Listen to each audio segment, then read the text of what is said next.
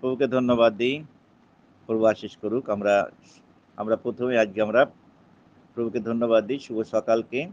প্রভু আমাদেরকে প্রত্যেককে এখানে উপস্থিত করেছে। প্রভু অনেক আমরা দেখছি নতুন ভবন, নতুন নাম ঢুকেছে। আমরা শুরু করব পরমেশ্বরকে ধন্যবাদ দিয়ে। প্রভু আশীষ করুক আজকের সকালকে। আমরা পরমেশ্বরকে ধন্যবাদ দিই যে একটা সুন্দর সকাল আমাদের জন্য দিয়েছে। আর প্রভুর চরণতলে আমরা আসতে পেরেছি, তার জন্য প্রভুকে আমরা ধন্যবাদ দেবো, তাই তো? আমরা কিছু দিতে পারি না, কিন্তু পরমেশ্বর আমাদের জন্য একটা অসিক বাণী রেখেছে, যেটা ধন্যবাদের, যেটা বড় জিনিস, যেটা মহত্ব জিনিস। এবং প্রভু যিশু এটাকেই লাইক করে, প্রচন্ড লাইক করে। আমরা যখন প্রভুকে ধন্যবাদ দিই, প্রভু অনেক খুশি থাকে যে আমার সন্তানেরা আমাকে স্বাগত জানাচ্ছে। এই স্বাগতটা প্রভু যিশু আমাদেরকে খুব মান্য দেয়। আজকে একদম চোখের মধ্যে দেখতে পাবে যে আমাদের পরিবার, আমি, আমার পরিবার, আমরা যারা উপস্থিত প্রত্যেকের পরিবার প্রভু যিশুর চরণতলে আসার পর কীভাবে প্রভু আমাদের জীবনকে সুরক্ষা দেয় এবং কীভাবে রক্ষা করে, তাই না? একজন পিতামাতা হয়ে সন্তানদের জন্য কত ত্যাগ স্বীকার করুক প্রভু আজকে জয় যিশু আমাদের। আঙ্কেল। হ্যাঁ, জয় যিশু। আমরা প্রভুকে ধন্যবাদ দিই যে প্রভু আজকে আমরা সেটা দেখতে চাইবো যে প্রভু আজকে আমরা প্রভু যিশুর কাছে এসেছি। আর প্রভু যিশু কিভাবে আমাদেরকে সেই অনুগ্রহের তলায় রেখেছে, অনুগ্রহ আশীর্বাদের তলায় রেখেছে। আমরা সেই আমরা দেখেছি। আজকে পরমেশ্বরকে ধন্যবাদ দেব। আমি প্রার্থনায় যাব। আমি পরমেশ্বরকে ধন্যবাদ দেব, আজকে প্রার্থনায় যাই।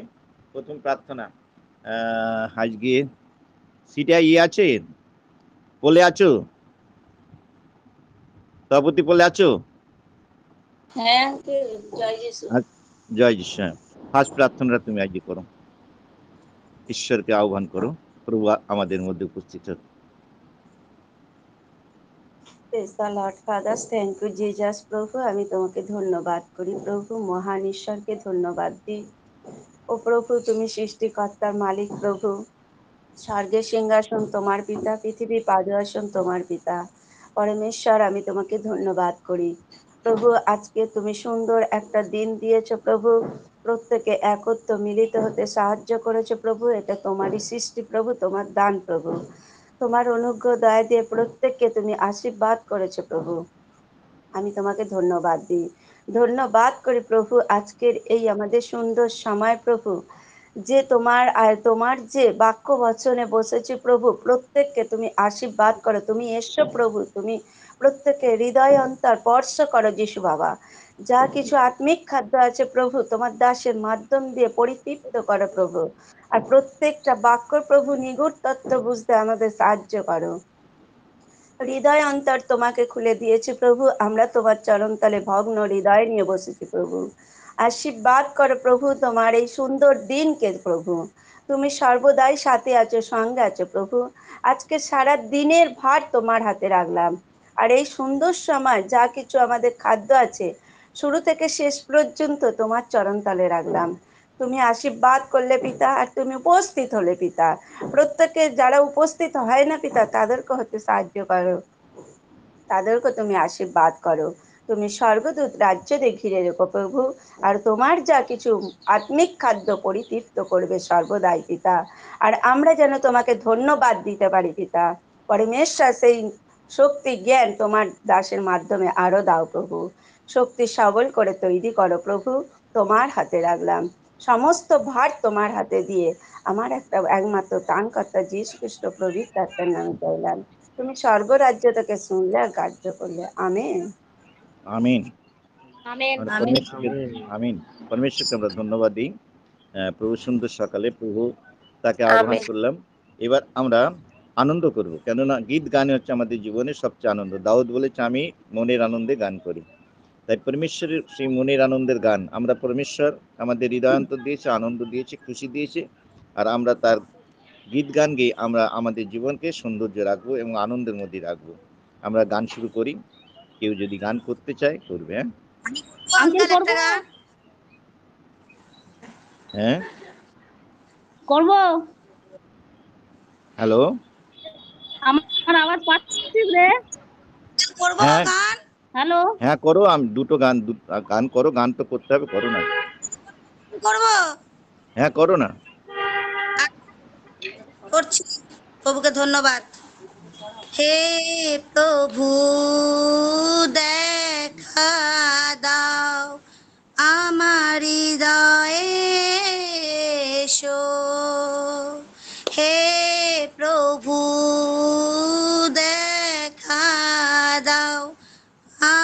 আমার হৃদয়ে এসো। তুমি প্রভু জীবন দাতা, আমার প্রতি দয়া করো। তুমি প্রভু জীবন দাতা, আমার প্রতি দয়া করো। হে প্রভু দেখা দাও, আমার হৃদয়ে এসো। তুমি প্রভু মুক্তিদাতা, আমার প্রতি দয়া করো। তুমি প্রভু মুক্তিদাতা, আমার প্রতি দয়া করো। হে প্রভু দেখা দাও, আমার হৃদয়ে এসো। তুমি প্রভু শান্তিদাতা, আমার প্রতি দয়া করো। তুমি প্রভু শান্তিদাতা, আমার প্রতি দয়া করো। হে প্রভু দেখা দাও, আমার হৃদয়ে এসো। তুমি প্রভু জীবন দাতা, তুমি প্রভু মুক্তিদাতা, তুমি প্রভু শান্তিদাতা, আমার প্রতি দয়া করো। হে প্রভু দেখা দাও, আমার হৃদয়ে এসো। হালেলুয়া। আঙ্কেল আমি একটা যিশু। হ্যাঁ, তপতি বলছিল একটা গান হালেলুয়া। করবে, কি গান করবে? তপতি বলছিল। তপতি আছো? কে করবে বলছে করুক, তারপর আমি না না, তুমি একটা করো, এই দুটোই হোক না, তুমি না একটা না, করো, ও কে তো করবে করেছে। বলছে করবে। হ্যাঁ, করুক, আরেকজন করবে বলছে, আরেকজন করবে বলছে আঙ্কেল, করুক। করুক না, তাহলে করুক, আর তারপরে আমি করবো না, তপদিদি করবে? দুজনে করো না, গান করো না, গান করা তো ভালো। অবশ্যই করবেন, করো না, অবশ্যই অবশ্যই করুন। করো। হ্যাঁ, করো। জয় জয় যিশু তব জয়, পূর্ণ জ্যোতির্ময়, তোমার আলোকে নাহি কোনো পরাজয়। জয় জয় যিশু তব জয়, পূর্ণ জ্যোতির্ময়, তোমার আলোকে নাহি কোনো পরাজয়। কালকে ঝুনঝুনি আছে। তুমি মানবের ত্রাতা হয়ে, জীবন টানিলে অপমান গেলে সয়ে। এসেছিলে তুমি মানবের ত্রাতা হয়ে, জীবন টানিলে অপমান গেলে সয়ে। তব অবদান সে যে মহাদান, তব অবদান সে যে মহাদান, নাহি পারার কোনো কম। জয় জয় যিশু তব জয়, পূর্ণ জ্যোতির্ময়, তোমার আলোকে নাহি কোনো পরাজয়। পাপীদের পরশ তব নিঃস্ব মানব লোভিল জীবন নব তাপিদের দিলে নিগ্ধ পরশ তব নিঃস্ব মানব লোভিল জীবন নব প্রেমের মন্ত্রে বাঁধিলে সবারে প্রেমের মন্ত্রে বাঁধিলে সবারে ও প্রভু তব জয় জয় জয় যিশু তব জয় পূর্ণ জ্যোতির্ময় তোমার লোকে নাহি কোনো পরাজয়। হালেলুয়া। হালেলুয়া। জয় যিশু। হ্যাঁ, তপতি করো, তুমি হালেলুয়া। গান হ্যাঁ করো। জয় যিশু। জয় প্রভুকে যিশু। ধন্যবাদ দিই। প্রত্যেকে জয় যিশু জানাই। সিওনের যাত্রাপথে ভয় করো না বৃথা মন যে আমার, সিওনের যাত্রাপথে ভয় করো না বৃথা মন যে আমার। আব্রাহামের ঈশ্বর, ইসাকের ঈশ্বর, যাকবের ঈশ্বর সঙ্গে আছে ভাই, সিওনের যাত্রাপথে ভয় করো না বৃথা মন যে আমার। মানুষের চোখে আমি হীন হলো দুঃখ কিছু নাই, মানুষের চোখে আমি হীন হলো দুঃখ কিছু নাই, ঈশ্বরের চোখে আমি চিরশ্রেষ্ঠ হতে সদা চাই। আব্রাহামের ঈশ্বর, ইসাকের ঈশ্বর, যাকবের ঈশ্বর সঙ্গে আছে ভাই, সিওনের যাত্রাপথে ভয় করো না বৃথা মন যে আমার। ঈশ্বরী আশ্রয় আমার, চাই না কিছু আমি আর। ঈশ্বরী আশ্রয় আমার, চাই না অন্য কিছু আর। চির সহায় যে আমার, সে তো নিরাপদ আশ্রয় আমার।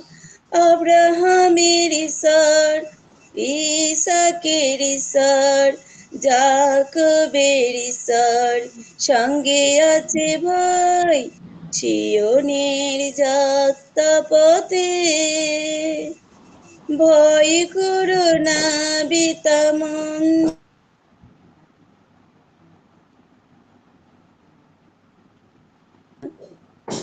আর কিছু চাই না প্রভু, পেয়েছ তুমি।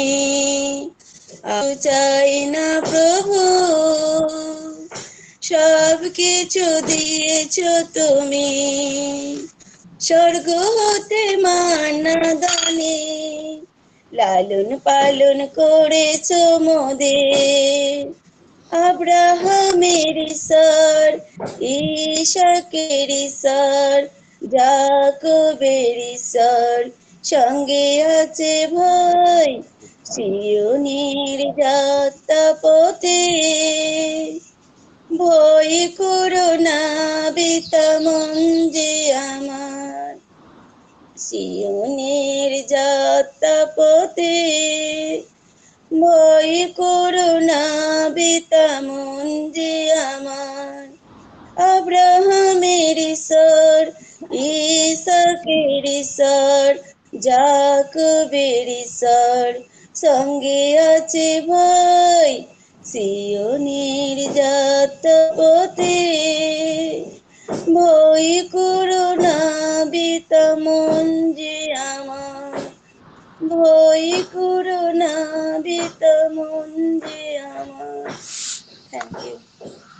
প্রভুকে ধন্যবাদ। হালেলুয়া। হালেলুয়া। জয় যিশু। সবাইকে আমরা অভিনন্দন জানাই, তার গলার কণ্ঠের জন্য প্রত্যেকে আমরা অভিনন্দন জানাবো। যারা যারা গান করলো প্রভুকে ধন্যবাদ দিই, তাদেরকে আরো সুন্দর সুন্দর গান করতে প্রভু সাহায্য করুক, তাদের কণ্ঠ দিক। আমরা আজকে প্রভুকে ধন্যবাদ দিয়ে আজকের এই সুন্দর সকাল, এই শুভ সকালে প্রভু আজকে আমাদেরকে যে খুশি আনন্দ গান করতে শুনতে দিল, আমরা প্রত্যেকে শুনে মুগ্ধ হয়েছি এবং আমরা প্রত্যেকেই আমরা তাদেরকে প্রভুর কাছে প্রার্থনা করবো যেন আরো সুন্দর সুন্দর গান তারা নিয়ে আসতে পারে, তাই না? আরো যারা যারা করতে চায় নিশ্চয়ই আমরা প্রত্যেক দিন আমরা চাইবো নতুন নতুন ভাবে নতুন গান জানতে। আমাদের ভিতরে যে গান করতে চাইবে সেই সুযোগ নেবে। আমি প্রভুকে ধন্যবাদ দিই, সুযোগ প্রভু দেয়, আমরা নয়, মানুষ নয়, আমরা কিছু করতে পারি না। প্রভু আমাদের প্রত্যেকের জীবনে আশীর্বাদ করুক। আমরা এই সময় আজ কদিন হচ্ছে, কদিন হচ্ছে 13 13। ধন্যবাদ দিই প্রত্যেককে যারা আজকে এই 13 দিন আমরা এটাকে শুরু করেছি। আমরা এই গীত সংগীতার মধ্যে দিয়ে আমরা সেই দিনগুলোকে আমরা উল্লেখ করতে পারছি। আজকে আমরা সেই 13 অধ্যায়, আজকে 1 থেকে শুরু হয়েছিল, আমরা 13 অধ্যায় পাঠ করব। আজকে প্রভুকে ধন্যবাদ দিই।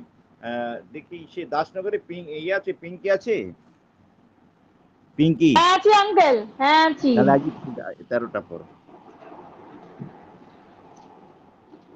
জয় যিশু সকলকে। গীত সংগীতার 13 অধ্যায়।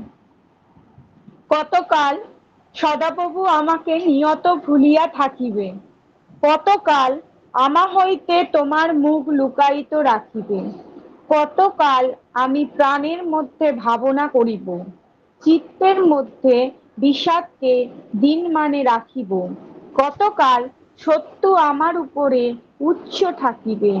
হে সদাপ্রভু আমার ঈশ্বর, দৃষ্টিপাত করো, আমাকে উত্তর দেও, আমার চক্ষু আলোকময় করো, পাছে আমি মৃত্যু নিদ্রায় নিদ্রিত হই, পাছে শত্রু বলে আমি তাহাকে জয় করিয়াছি, পাছে আমি বিচলিত হইলে বিপক্ষগণ উল্লাস করে, কিন্তু আমি তোমার দয়াতে বিশ্বাস করিয়াছি, আমার চিত্ত তোমার পরিত্রাণে উল্লাসিত হইবে। আমি সদাপ্রভুর উদ্দেশ্যে গীত গাইব, কেননা তিনি আমার মঙ্গল করিয়াছেন। আমেন। আমেন। আমরা পরমেশ্বরকে ধন্যবাদ দিই এই সুন্দর সকাল আমাদের প্রভু আমাদেরকে যে যাকে যতটুকু ঈশ্বর অনুগ্রহ করেছে আমরা সেই অনুযায়ী প্রভুর কাছে পেয়েছি, তাই না? আমরা প্রভুকে ধন্যবাদ দেব যে প্রভু যে আমাদেরকে একটা সুন্দর সুযোগ করে দিয়েছে। এই সকালে সুপ্রভাতে আমরা প্রভুর চরণতলে বসতে পেরেছি। আমরা দেখেছি প্রথম থেকে আমরা শুরু করেছি পৃথিবীর সৃষ্টিকে নিয়ে আমরা সৃষ্টি করেছি। সৃষ্টি ঈশ্বর কীভাবে সৃষ্টি করেছে, সৃষ্টির পরে মানুষকে কীভাবে সৃষ্টি করেছে, মানুষের মধ্যে কি কর্তৃত্ব দিয়েছিল সেটা দেখেছি, এবং সেই কর্তৃত্ব মানুষ কতটা রেখেছিল, আর তার রাখার পরিফলনে আমাদের জীবনে যে পাপ পৃথিবীতে প্রবেশ করেছিল, আর সেই পাপকে আমরা দেখেছি, আর সেই পাপ থেকে মানুষের মধ্যে মৃত্যু নিয়ে এসেছিল, আর সেই মৃত্যু আজকে সারা জগৎকে নৈরাশ্য করেছিল। তারপর ঈশ্বর তার পরিকল্পনায় আবার একটা মানব জাতি সৃষ্টি করেছে, একজন স্ত্রী জাতের মধ্যে দিয়ে দেখেছি, সেটা প্রভু যিশু। আর প্রভু যিশু স্বয়ং অনুগ্রহ, আর সেই অনুগ্রহ আমাদের জীবনের মধ্যে নানাভাবে, অনুগ্রহ কত প্রকার আছে, নানা প্রকার অনুগ্রহ এক, কিন্তু তার পরিচর্য কাজ অনেক রকম আছে, তাই না? আমরা দেখেছি অনুগ্রহ নানা প্রকার আমরা দেখেছি। আর সেই অনুগ্রহ আজকে আমরা দেখলাম, আমরা নোহর মধ্যে লাস্টের দিন দেখেছিলাম, নোহ যখন ঈশ্বরের ধার্মিকতা ছিল আর গমনাগমন করত, তখন ঈশ্বরের দৃষ্টিতে নোহ অনুগ্রহ পেয়েছিল, তাই তো? কিন্তু নোহ সদাপ্রভুর দৃষ্টিতে অনুগ্রহ প্রাপ্ত হইল। তাহলে আজকে কিসের মধ্যে অনুগ্রহ পেয়েছিল? ধার্মিকতার মধ্যে। যে সত্যের পথে আছে, যে প্রভুর সঙ্গে গমনাগমন করে, তার মধ্যে ঈশ্বর অনুগ্রহ দেখিয়েছিল। আর সেই অনুগ্রহ কি ছিল? সেই অনুগ্রহটা মানুষের বেঁচে থাকার জন্য প্রকৃতিক দুর্যোগ, মহামারী এবং বিষয় শত্রু যা কিছু থেকে নোহকে ঈশ্বর বাঁচালো। কেন? ঈশ্বর তার মধ্যে কথা বললো, নোহ তুমি জাহাজ তৈরি করো। আর সে জাহাজ তৈরি করলো, আর তৈরি করার পর নোহকে বললো তোমার পরিবারকে নিয়ে কি করবে, তুমি জাহাজের ভিতর প্রবেশ করো। আর সঙ্গে সঙ্গে প্রভু যিশু নিজে স্বয়ং তিনি কি করেছেন, তার দ্বার বন্ধ করে দিয়েছিল। আর কেউ প্রবেশ করতে পারেনি, পাপীরা আর কখনো সেই দ্বারের মধ্যে প্রবেশ করতে পারেনি। তখন জল প্লাবন হলো, 40 দিন দিবারাত্রি সেই জলে পৃথিবী ধ্বংস হয়। নতুন করে নোহ আবার পৃথিবীকে সৃষ্টি করে নোহর মাধ্যমে। আজ পরমেশ্বরকে ধন্যবাদ দেবো যে ঈশ্বরের আজ্ঞাকারী তারাই আজ অনুগ্রহের অধিকারী। ঈশ্বরের আজ্ঞাকারী তারাই ঈশ্বরের অনুগ্রহকারী এবং তার বংশ, ঈশ্বর বলছে যে আমি তার বংশকে উন্নত করব এবং তার বংশ জাতি তাকে আমি এক দেশ দেখাবো। আজ পরমেশ্বরকে ধন্যবাদ দেব যে আমরা বাইবেল পড়ি, বাইবেলের মধ্যে আমরা উদ্দেশ্য দেখি, কিন্তু আজকে দেখতে হবে যে কাকে কিভাবে ঈশ্বর সেটাকে অনুগ্রহ করে। আর এটা আমাদের খালি শিক্ষাই নয়, এটা আমাদের অভিজ্ঞতা, এবং আমরা সেই অভিজ্ঞতার মধ্যে আমরা নিজেরা তৈরি থাকবো এবং আমরা পরিবারের মধ্যে ঈশ্বরের দৃষ্টিতে থাকবো। আর আমরাও অনুগ্রহের মধ্যে থাকলে পরে ঈশ্বর আমাদের জীবনের মধ্যে সমস্ত অনুগ্রহের মধ্যে সমস্ত কিছু আছে, ক্রিয়া কার্য ধন সম্পত্তি ঐশ্বর্য, সেটাই হচ্ছে অনুগ্রহ। আজ যে সমস্ত কাজের মধ্যে আমরা দেখেছি সেটাই অনুগ্রহ। আর সেটা অনুগ্রহটা আমাদের বেশি কিছু না, পরমেশ্বর তার শুধুমাত্র তার আজ্ঞাকারী আর তার আজ্ঞা পালন করা আর আমাদের কিছু মন পরিবর্তন করা, তার মাধ্যম দিয়েই আজকে আমরা সমস্ত কিছু সফলতা দেখতে পেয়েছি। আর সেটা আমরা বাস্তব এবং আমরা নিজেরাও সেটাকে আমরা কি করছি, সেটা আমরা এটা কি বলে, আমরা সেই অনুগ্রহটা আমরা উপভোগ করছি। আমরা যারা আজকে প্রভুতে আছি আমরা সেটা অনুগ্রহটা উপভোগ করছি, আমরা ভালো আছি। তো আমাদের কত সুন্দরভাবে রেখেছে, খুশি আনন্দ রেখেছে। আজকে মানুষ কত ব্যস্ততার মধ্যে রয়েছে, তার ঘর সংসার পরিবার তার মধ্যে রয়েছে, কিন্তু আজকে পরমেশ্বরের সেই উদ্দেশ্য আমরা রুটিতে মানুষ বাঁচে না, তাহলে মানুষ কিসে বাঁচে? ঈশ্বরের নির্গত বাক্যতে। তাহলে আজকে আমরা শিখতে পেয়েছি যে ঈশ্বর তার অনুগ্রহের মধ্যে আমাদের রেখেছে। আর ঈশ্বর বলছে মানুষ রুটিতে বাঁচে না, কিন্তু কিসে বাঁচবে? ঈশ্বরের নির্গত বাক্যতে। এই বাক্যটা হচ্ছে আমরা জীবনে হয়তো চিন্তা করি যে রুটিতে বাঁচে না, এটা কিরকম ধরনের হতে পারে, তাই না? আজকে আজকে পৃথিবীর দিকে যদি তাকায়, পৃথিবীর যে একটা ভয়ঙ্কর সময় আসছে, যে প্রকৃতি দুর্যোগ, মহামারী, রোগ ব্যাধি, নানা রকম মানুষের কাছে শত্রুতা, মানুষের কাছে দরিদ্রতা, কঠিন একটা জীবনযাপন চলছে। তার মাধ্যম দিয়ে ঈশ্বর আমাদেরকে কিভাবে অনুগ্রহ দেখালো। আর সেই অনুগ্রহটা আমাদেরকে দেখাচ্ছে, যেটা আজকে বলছে রুটিতে মানুষ বাঁচে না, ঈশ্বরের নির্গত বাক্যতে মানুষ বাঁচে। তাহলে সেটা যদি আমরা দেখতে পাই যে ঈশ্বরের অনুগ্রহটা কিরকম, কিভাবে আমাদের জীবনে বাঁচালো, যেরকম নহকে জল প্লাবন থেকে আমাদের বাঁচালো। কিন্তু সে প্রভু যিশুর কথা আজ্ঞা অনুসারে নোহ কি করলো? তার জাহাজটা তৈরি করলো আর জাহাজটাকে মধ্যে প্রবেশ করলো। আজকে আমাদের জীবনে এরকম হয়তো প্রাকৃতিক দুর্যোগ আমাদের জীবনে আসতে পারে, কিন্তু আমরা প্রত্যেকে ঘর সংসার করি, ভালো করে জানবে আমরা প্রত্যেকে ঘর সংসার করি। আর সেই ঘর সংসারের মধ্যে আমরা সমস্ত রকম ব্যস্ত থাকতে হয়। কেন? আমরা কর্ম না করলে তো খাওয়া হবে না, রান্না না করলে তো খাওয়া হবে না। কিন্তু কাজে ঈশ্বরের উদ্দেশ্যটাও আমাদেরকে জানতে হবে, কোন সময়টা আমরা ঈশ্বরের উদ্দেশ্যের মধ্যে থেকে আমাদের খাওয়া দাওয়া পরিবেশ বন্টন করা সব কিছুর মধ্যে দিয়ে আমাদেরকে দেখে নিতে হবে। প্রভু আমাদেরকে কিছু আজ্ঞা দিচ্ছে যে এই মহামারী আর এই প্রাকৃতিক দুর্যোগটা অবশ্যই ঘটবে, বাইবেল লেখা আছে অবশ্যই ঘটবে, কিন্তু আমরা সেই অবশ্যর কথাটা যেন আমরা স্মরণে রাখতে পারি। শুধু আমার জন্যই নয়, আমার সন্তান আছে, আমার পরিবার আছে, প্রত্যেকের আমরা পরিবার আছে, সন্তান আছে, তাদের জন্য বিশেষ করে আমাদের সন্তানেরা হচ্ছে আমাদের ভবিষ্যৎ। আর সেই ভবিষ্যৎটা তৈরি করা হচ্ছে বাবা মার কার্যকারী।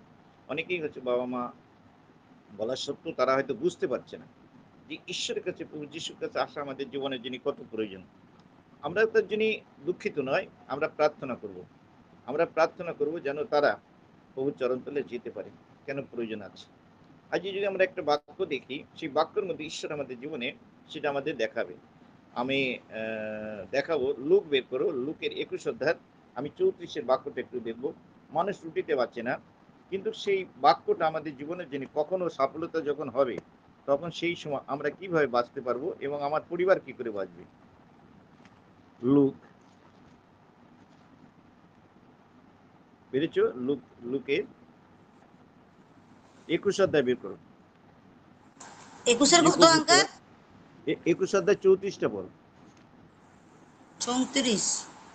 21 কিন্তু অধ্যায় 34। হ্যাঁ বলছি, কিন্তু আপনাদের বিষয়ে সাবধান থাকিও, পাছে ভোগ পীড়ায় ও মত্ততায় এবং জীবিকার চিন্তায় তোমাদের হৃদয় ভারগ্রস্ত হয়, আর সেই দিন হঠাৎ ফাঁদের ন্যায় তোমাদের উপরে আসিয়া পড়ে, কেননা সেই দাঁড়াও, একটু করো, আমি একটা বাক্যই বলেছি, যে বলছে সেনকে বলছে কিন্তু আপনাদের বিষয়ে সাবধান থাকিও, পাশে ভোগ পীড়ায়, মত্ততায়, জীবিকার চিন্তায় তোমাদের হৃদয় ভারগ্রস্ত হয়, আর সেই দিন হঠাৎ সেই ফাঁদের ন্যায় তোমাদের উপরে আসিয়া পড়ে। আচ্ছা, আজকে জানতে হবে যে কখন আমাদের ভিতর সেই সময়টা আসবে, কখন সেই ভূমিকম্প হবে, কখন সেই দুর্যোগ আসবে, আমরা কেউ বলতে পারি না। হয়তো এই কিছুদিন আগে একটা দুর্যোগের কথা টিভির মাধ্যমে আমরা দেখেছি, খবরের মধ্যে দেখেছি, মানুষের তো আতঙ্ক সৃষ্টি হয়েছিল, কিন্তু আমাদের সেই আতঙ্ক বলছে যে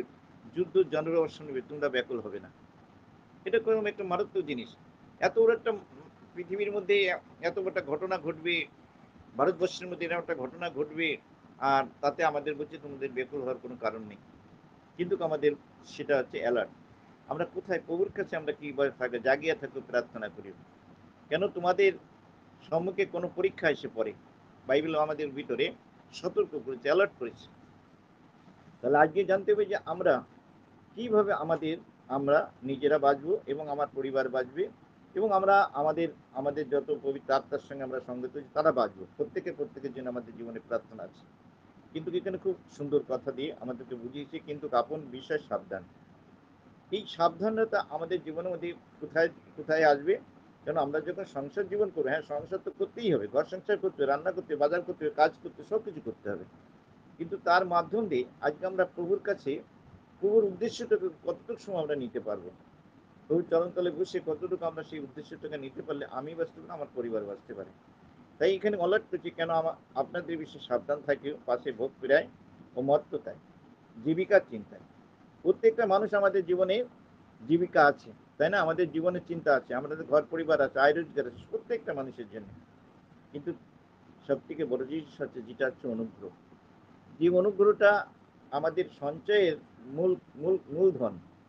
আমরা যেটা সঞ্চয় করি সেটার একটা মূলধন, আর তার মাধ্যম দিয়ে আসে অনুগ্রহের মধ্যে দিয়ে আমাদের জীবনে সেই আশীর্বাদ আসে। বাইবেল এক জায়গা লেখা আছে, হগাই মনে হয় 9 অধ্যায়তে আছে, 1:9 আছে, যে আমি ফু দিলাম সব উড়িয়ে গেল। এত টাকা আমরা ইনকাম করলাম, এত টাকা করলাম, কিন্তু নিয়ে এসে দেখা গেল সেই টাকাটা কি করলো, ফু দিল, উড়িয়ে চলে যাচ্ছে। কি করে যাচ্ছে? হয় ভোগ পেরাই যাচ্ছে, রোগে যাচ্ছে, শত্রুতা যাচ্ছে, কিছু বিষয়ের মধ্যে সেই টাকাটা থাকে না। আর এক জায়গায় বলছে ঈশ্বরের আশীর্বাদই ধনবান করে, ঈশ্বর কারণ মনে কষ্ট দেন না। হিতোপদেশের 10:22, তাই না? আজকে চিন্তা করতে, টাকা ধন সম্পত্তির মধ্যে দিয়েও যাব, আর আমাদের সংসার জীবনকে আমরা সংসারের চিন্তায়, জীবিকার চিন্তায় তুমি যেন সেই তোমার উপরে যখন তোমাদের হৃদয় ভারগ্রস্ত হয়, আর সেই দিন হঠাৎ করে ফাঁদের ন্যায় তোমাদের উপরে আসিয়া পড়ে, কেন সেই দিন সমস্ত ভূতল নিবাসী সকলের উপর উপস্থিত হইবে। কি বলছে? সেই দিন সমস্ত ভূতল নিবাসী সকলের, যেখানে বৃষ্টি হবে সেখানে আমাদের ঘরেও পড়বে, আমাদের গায়ে পড়বে, এবং আশেপাশে প্রতিবেশীর পড়বে। কিন্তু আজকে সেখানে আমাদেরকে কিভাবে ঈশ্বর আমাদেরকে একটা চিহ্নিত করেছে, একটা তোমাদের বলে একটা উল্লেখ করেছে। কেন? তোমাদের হৃদয় ভারগ্রস্ত, সবার জন্য তো বলেনি, তোমাদের হৃদয় ভারগ্রস্ত হয়, আর সেদিন হঠাৎ ফাঁদের ন্যায় তোমাদের উপরে আসিয়া পড়ে, কেননা সেই দিন সমস্ত ভূতল নিবাসী সকলের উপর উপস্থিত হইবে। কিন্তু তোমরা সর্বসময় জাগিয়া থাকিও এবং প্রার্থনা করিও, যেন এই যে সকল ঘটনা হইবে তাহা এড়াইতে এবং মানুষ্যপুত্রের সম্মুখে দাঁড়াইতে শক্তিমান হও। প্রভু যিশুকে ধন্যবাদ দিই যে প্রভু আজকে আমাদেরকে আমাদের সংসার জীবনের মধ্যে দিয়েও আমাদেরকে একটু অ্যালার্ট, সতর্ক থাকছি, যে আমরা সমস্ত কাজের মধ্যে দিয়ে আমরা প্রভু সহায়তায় সঙ্গে দিয়ে আমরা যেন সেটা করতে পারি, এবং আমরা যেন যখন মানুষ কিছু করে, কিতে করে, মন দিয়ে করে। আমরা যখন কিছু কর্ম করি, সেই কর্মটা যদি ধ্যান না থাকে তাহলে কাজটা ভুল হতে পারে। এটা বাস্তব জিনিস। আজকে হয়তো সেটার মধ্যে তো প্রভু যিশু বলছে যে তুমি আমাকে অংশদারি করে রেখো। আমি কলসি 3:23 দেখি, আমরা যা কিছু করি, কলসি, একটু কলসি বের করো, কলসি 3:23 পড়ো, কি বলছে? যে বের করতে পড়তে পারো।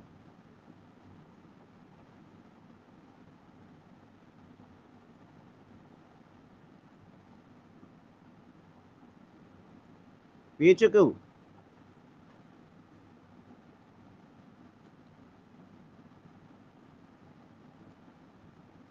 দীনতা তোমাকে হ্যাঁ বলো। কেননা তোমরা মরিয়াছ এবং তোমাদের জীবন খ্রিস্টের সহিত ঈশ্বরে গুপ্ত রহিয়াছে। আমেন। ওইটা নয়, কলসি 3:23 ওইটা নেই। যাহা কিছু কলসি করো প্রাণের সহিত করো, প্রাণের সহিত কার্য করো, মানুষের হ্যাঁ, কর্ম নয়, কিন্তু প্রভুরই মানুষের কর্ম কর্ম নয়, করিয়া প্রাণের করো। প্রাণের সহিত করো, যাহা কিছু করো প্রাণের সহিত করো, মানুষের কর্ম নেই। যখন আমরা ঈশ্বরের কাজ করি তখন প্রভুরই কাজ বলিয়া করো, যাহা কিছু করো প্রভুরই কাজ বলিয়া করো। তাহলে আমরা আমরা একটি গৃহের মধ্যে আমরা একটা উপলক্ষ মাত্র আছি। আজ যদি দেখি একটা একটা বাগান যখন করা হয় আমরা একটা মালিক, ওইটা দেখভাল করার মতন একটা জীবন আমাদের। আজ সবচেয়ে বড় জিনিস এইটা। এই যে ঘর সংসার টাকা ধন সম্পত্তি কিছু নিয়ে যাবো না, নিয়েও আসবো না, কিন্তু ভবিষ্যৎ আমাদের জীবন, আমাদের ছেলে মেয়ে, আমাদের এই ছেলে মেয়েকে যদি শিক্ষা দিতে পারি, ওটাই হচ্ছে আমাদের সবচেয়ে বড় ব্যাংক ব্যালেন্স। ওটাকে আমরা সঠিক পথে নিতে পারবো। কেন প্রাকৃতিক দুর্যোগ মানুষের জীবনে আসবে, শত্রুতা আসবে, মহামারী আসবে। বাইবেল একটা জায়গায় বলছে আমি যদি মহামারী পাঠিয়ে দিই, আমি যদি সেটা করি, তো বলছে যখন খুশি এখন দিতে পারি। তাহলে সেই সেই জায়গা থেকে আমাদের আমাদের বাঁচতে হবে। আমি যদি দেখি দ্বিতীয় বংশ বলি 6 অধ্যায় 7 অধ্যায় 28টা বের করে দেখে, দ্বিতীয় বংশ বলি।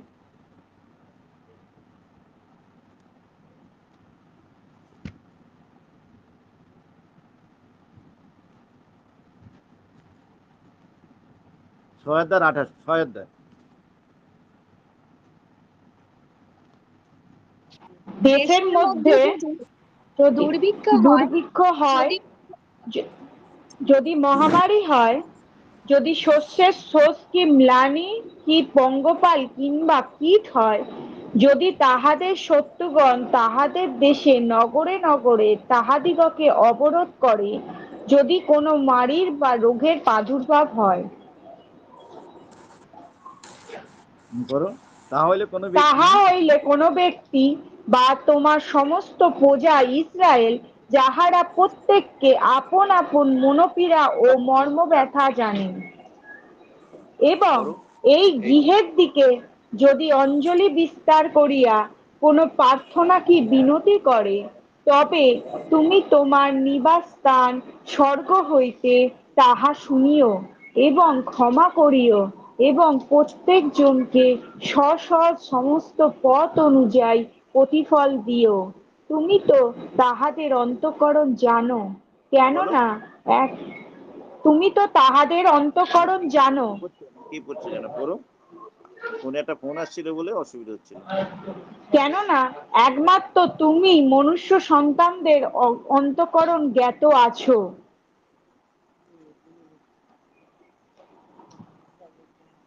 ফোনটা ডিস্টার্ব হয়ে গেল।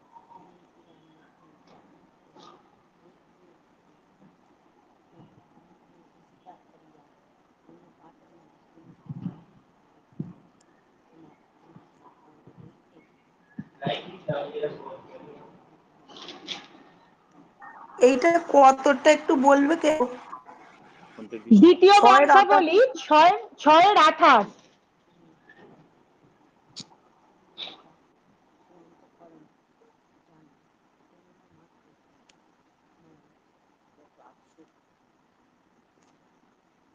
হ্যাঁ হ্যালো। হ্যাঁ, হ্যালো স্যার, হ্যালো আঙ্কেল। একদম সাউন্ডটা ডিস্টার্ব হয়ে গেল। শয়তানের কাজই এরকম জানো, ফোনটা ঢুকলো আর সাউন্ডটা বন্ধ হয়ে গেল। হ্যালো। আঙ্কেল সব শুনতে পাচ্ছি, শুনতে পাচ্ছি আপনার কথা, আপনি বলুন। ফোনটা যখনই আঙ্কেল আমাদের কথা শুনতে পাচ্ছে না। ডিস্টার্ব হয়, আমি বলে দিই যে এই সময় আমি ওইটাকে বন্ধ না করলে ওটা হবে না। ওই ফোনটা ঢুকলে পরে আমার অসুবিধা হচ্ছে। হ্যাঁ হ্যাঁ বলো। হ্যাঁ, শুনতে পাচ্ছেন আঙ্কেল? এই কানের কাছে নিয়ে শুনতে হচ্ছে, ঠিক আছে। প্রভুকে ধন্যবাদ দিই, প্রভু আশীষ করুক। শুনতে খুব অসুবিধা হবে এবার, কেন এই ফোন ঢুকে গেলে না সাউন্ডটা ডিস্টার্ব করে দেয় আমার। তারপরে আমি সাউন্ডটা বাড়িয়েছি, আমি 200% নিয়েছি, তবু আমি শুনতে পাচ্ছি না। খুব অসুবিধা, ডিস্টার্ব করে, এটা খুব অসুবিধা। এগুলো শয়তান আমাদের জীবনে আবদ্ধ করতে চায়। তোমরা আমাকে শুনতে পারবে, কিন্তু আমি তোমাদের কথা এখন ভালো শুনতে পাবো না, কেন একটা ফোন ঢুকেছিল তো বুঝতে পারছি না। Hello hello. হ্যাঁ শুনতে হ্যাঁ পাচ্ছি। আঙ্কেল, শুনতে পাচ্ছি। বলুন। 197, ঠিক আছে। আঙ্কেল আপনি একবার বেরিয়ে গিয়ে ঢুকুন, তাহলে হয়ে যাবে। আপনি একবার কেটে বেরিয়ে যান। ঠিক আছে, আমি ফোনটা ধরেই কথা বলবো, কানের কাছে নিয়ে কথা বলতে হবে। প্রভুকে ধন্যবাদ দিই, সেটাই হোক। হ্যাঁ, হ্যালো। আঙ্কেল হ্যালো, একবার হ্যাঁ, কেটে বলুন। বেরিয়ে যান। মুখটাকে হ্যাঁ, টিপে দিন, একবার লাল মুখটাকে হ্যাঁ, টিপে দিন, যেটা লিপ কেটে দেবো। নেয়ার আছে লাল মুখটাকে টিপে দিন, টিপে দিয়ে বেরিয়ে যান, বেরিয়ে দিয়ে আবার জয়েন করুন। আমার কথাটা বুঝতে পারছেন না? হ্যালো। লাল, হ্যাঁ বলছি আঙ্কেল, যে লাল সুইচটা আছে লিফট নেয়ার, ওই লিফটটাকে টিপে দিন, হুম হুম হুম। দিয়ে বেরিয়ে যান, বেরিয়ে গিয়ে আবার ঢুকে যান। দেখো একটু এসছে, শুনতে পাচ্ছি। আচ্ছা, দেখি আমি এটা নিয়ে নিই, দাঁড়া একটু। তোমার তো 200 আছে, এত আঙ্কেল পার্সেন্টেজ এই আসা পুরো সাউন্ডটা আসছে না, আঙ্কেল হ্যালো ডিস্টার্ব করে দিল। হ্যালো ঠিক হ্যালো আছে। দাদা। হ্যালো। হ্যাঁ হ্যাঁ বলছি আপনি আপনি না লিভ নিয়ে এই শয়তান চায় তো সে মৃত্যু চায়। শয়তান কি চায়? সবসময় সে মানুষের মৃত্যু চায়, ভালো জায়গায় যেতে চায় না। এটাই হচ্ছে শয়তানের কাজ। তুমি আজকে জানতে পারলে তো তুমি অ্যালার্ট হয়ে যাবে, তোমার পরিবার, তুমি নিজে বেঁচে যাবে, তাই না? আজকে সেই আজ্ঞাকারীর থেকে মানুষ সরে যেতে পারে। কেননা ওই যে বলছে সংসারের মত্ততা, আমরা প্রত্যেকের সংসার জীবন আছে, কিন্তু সংসার জীবনটা হলে পরেও আমাদের কাছে, প্রত্যেকটা মানুষের কাছে আজকে দরকার, বিশেষ দরকার ঈশ্বরের অনুগ্রহ। আমি সংসার জীবনের মধ্যেও সেই অনুগ্রহ আসবে। কিভাবে সেই অনুগ্রহ নহর বেঁধে এসেছিল, তার পরিবারকে বাঁচিয়েছিল। যদি পরিবার যদি না বাঁচতো, তা আমি আমার কি ধন সম্পত্তির কি প্রয়োজন? কিছু প্রয়োজন থাকে না। তাহলে আজকে আমি আরেকটা অনুগ্রহের মধ্যে যাব। আমি এটাকে বন্ধ করে আমি আদি পুস্তকে চলে যাই। আদি পুস্তকে আমি দেখি, আদি পুস্তকে 12 অধ্যায় আমি 1 বাক্যটা পড়ব। দেখো সেখানে আব্রাহামকে ঈশ্বর কি বলছে, বের করো। আদি পুস্তক 12 অধ্যায় 1টা পড়ো। সদাপ্রভু সদাপ্রভু হ্যাঁ, বলো। অব্রাহামকে কহিলেন, তুমি আপন দেশ, জ্ঞাতি কুটুম্ব ও পৈতৃক বাটি পরিত্যাগ করিয়া আমি যে দেশ তোমাকে দেখাই সেই দেশে চলো। তাহলে কি বললো? যে আব্রাহামকে বলছে, সদাপ্রভু কহিলেন, তুমি আপন দেশ, জাতি, কুটুম্ব, পৈতৃক বাটি পরিত্যাগ করিয়া আমি যে দেশ তোমাকে দেখাই সেই দেশে তুমি চলো। আব্রাহাম এক বিন্দু আর চিন্তা করেনি তার বিষয় সম্পত্তি, আত্মীয় প্রয়োজন, সেটার মধ্যে সে কখনো চিন্তা করলো না। কিন্তু সে কি করলো? ঈশ্বরের কথা শুনে সেই দেশে সে চলতে শুরু করলো। আর সেই আব্রাহাম সেখানে সেই যখন গেল, তখন ঈশ্বর কত বড় তাকে আশীর্বাদ করেছিল। যে আজকে সদাপ্রভু আব্রাহামকে কইলেন, তুমি আপন দেশ, জাতি, জ্ঞাতি কুটুম্ব ও পৈতৃক বাটি পরিত্যাগ করিয়া আমি যে দেশ তোমাকে দেখাই সেই দেশে চলো। কত বড় ত্যাগ স্বীকার করেছিল আব্রাহাম। আব্রাহাম কি ত্যাগ স্বীকার করেছিল? অনেক বড় ত্যাগ স্বীকার করেছিল, তাই না? ঈশ্বর কি, ঈশ্বর আজ্ঞা শুনে সে ঘর থেকে বেরিয়ে গেল। ঈশ্বর যে দেশ দেখাতে, যে চিন্তা ভাবনা ঈশ্বর তাকে দেখালো, যা ঈশ্বর আজ্ঞা করলো, সেটা সে পালন করলো। আজকে পরমেশ্বরকে আমরা ধন্যবাদ দিই যে সে কত বড় আজ্ঞা পালন করেছিল, এবং সেই আজ্ঞা কত বড় ভয়ানক ছিল। আজকে হয়তো আব্রাহাম যেটা করেছিল আমাদের মধ্যে হয়তো কোনো রকমই সম্ভব না। কেন আমরা পরিবার ভালোবাসি, জগৎকে বাসি, ভালো ধন সম্পত্তি ভালোবাসি। প্রভু যিশুর কাছে একজন এসে বলে, প্রভু হে সদ্গুরু, আমি কিভাবে অনন্ত জীবন অধিকারী হব? প্রভু যিশু বললো, তুমি জানো, আর তুমি কেন সৎ বলছো? সৎ একজন, প্রভু। তুমি প্রথমে চুরি করো না, মিথ্যা কথা বলো, আর তুমি মাতা পিতাকে সমাদর করিও। বললো, আমি এটা বাল্যকাল থেকেই করে আসছি। আর তখন সে বললো, ঠিক আছে, তাহলে তুমি এক কাজ করো, তোমার যে বিষয় সম্পত্তি আছে ওটা বিক্রি করো, বিক্রি করে গরিবকে দান করো। আর সে খুব মলিন হয়ে গেল, আর সে মুখ কাজুবাজু করে সেখানে চলে গেল। সে অনন্ত জীবন অধিকারটা নিতে চাইল না। সে কি ভালোবাসে? ধন সম্পত্তি, বিষয়টাকে ভালোবাসে।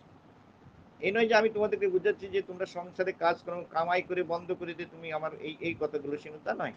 কিন্তু পরমেশ্বরের উদ্দেশ্যের মধ্যে দিয়ে আমি থাকবো, পরমেশ্বরের উদ্দেশ্যের মধ্যে দিয়ে আমি থাকবো, কথাগুলো করতে হবে। এটা প্রভুর কথা, আমার কথা নেই। আমি তোমাকে যে জ্ঞান দিচ্ছি সেই জ্ঞান না, কিন্তু আমি এই জ্ঞানটা হচ্ছে আমরা যেন সজাগ হই। আমরা যেন জানতে পারি যে প্রভু উদ্দেশ্য কিভাবে চাইছে। সেই উদ্দেশ্যের মধ্যে আমরা যখন থাকবো, তখন আমি আমার পরিবার যখন সুস্থ থাকবো, ভালো থাকবো, এবং আমি এই প্রকৃতি দুর্যোগ মহামারী থেকে বাঁচতে পারবো, এবং আমাদের সেই অনুগ্রহ আমাদের জীবনকে সুন্দর জায়গায় রাখবে। যেরকম আব্রাহামকে বললো, আব্রাহাম কালাম এক কথায় সে ঘর থেকে বেরিয়ে চলে গেল। আর বেরিয়ে যাওয়ার পরে আব্রাহামকে একটা বিষয় আমরা দেখবো যে আব্রাহাম কত বড় ঈশ্বরকে বিশ্বাস করত, এবং ঈশ্বরের কত বড় আজ্ঞাকারী। হয়তো আমাদের দ্বারা হয়তো কোনো রকমই সম্ভব না, কিন্তু তার তার মতন আমি ভাবতে হবে যে এটা কি বাস্তব কি অবাস্তব। এবং ঈশ্বর সত্যিকারই কি আব্রাহামকে এত আশীর্বাদ করেছিল যে আমি জাতির উপরে তোমাকে উন্নতি করবো, আজকে সমস্ত জাতির পিতা তোমাকে তৈরি করবো। আর আজকে সেই আজ্ঞাকারীকে দেখবো। আমি যদি ওই আদি পুস্তকের 22 অধ্যায়ের 18টা একটু পড়ি, আদি পুস্তক 22 অধ্যায় যাই, আর 22 অধ্যায়ের 18টা একটু দেখো।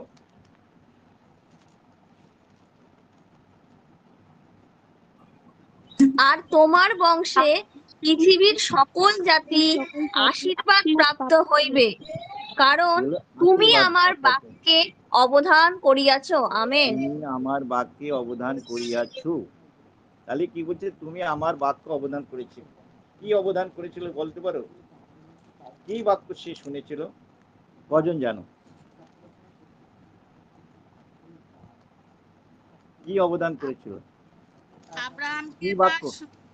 হ্যাঁ, তার সন্তানকে সেই ঈশ্বর দিতে বলেছিল।